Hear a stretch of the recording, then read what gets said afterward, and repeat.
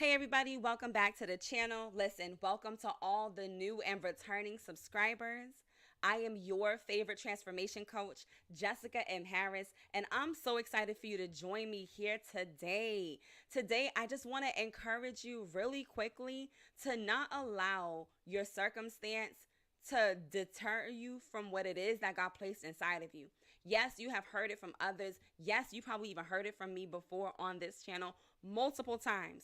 But I wanted to go ahead and just give you this quick understanding.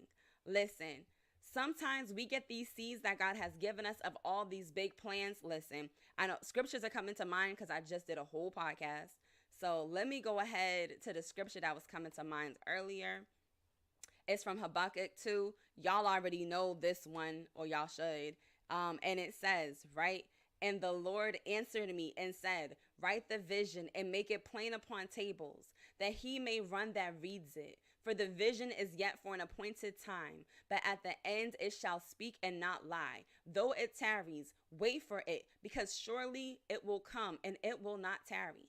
Listen, I know that there's plenty of visions, plenty of dreams, plenty of things that God has given you in this hour that you may be sitting there trying to figure out, well, God, you told me that I can be X, Y, and Z. How on earth is this even supposed to make sense? How is this even supposed to look? How is this even going to come to pass? And I want to encourage you to continue to remain faithful and to continue to believe that God is going to do the very things that he said he will do and more. Why? Because he is a God whose promises don't fail. His word doesn't fail. He doesn't lie. I also want to encourage the fact that sometimes what it looks like in our natural, although it may not make sense to us how it can work, it's an opportunity for God to show you that he's God. Listen, a few years ago, God told me to go ahead and make a whole podcast. I was looking at God like, I ain't got no programs. I don't have the software. I didn't have the tools. I didn't understand how on earth I was going to begin to start something that I really didn't know how to start. Y'all, it took like maybe like 6 months, 8 months for me to finally just be like, you know what? All right, God, let's just do it. Let's just do it. Let's just do it. Right? Because it clearly kept coming to me and it clearly was something that I needed to do, but I just didn't understand. So what did I do? On faith, I looked at a few videos on how to start a podcast. On faith, I said, okay, I didn't need as much as I thought. I said, okay, well, what am I supposed to talk about, God? I don't even know what to say. Did you know that God met me when I finally sat there and said, God, I will commit to what you're telling me to do? He sat there and met me. Y'all, he would wake me up, better yet, at 3 to 4 in the morning, and I would be writing down every single word that he gave me. And it was a whole script for my podcast episodes. And I was mind blown. Because what I thought I didn't have, he showed me that it was already in me, that he would provide. He was providing for the vision. He was providing for that plan. I may not have had a studio to work from. I didn't even have a room to work from. I was literally recording in the hallway of a 3-family house, sitting on stairs, just recording with my laptop and a mic. Why? Because he said to make a podcast. But even though physically it didn't make sense having a recording studio right in a hallway, y'all, 3, 4 in the morning making recordings. Ooh, them times were real. But it was the concept of me meeting God where God was meeting me where I was, and allowing him to show me that he's God.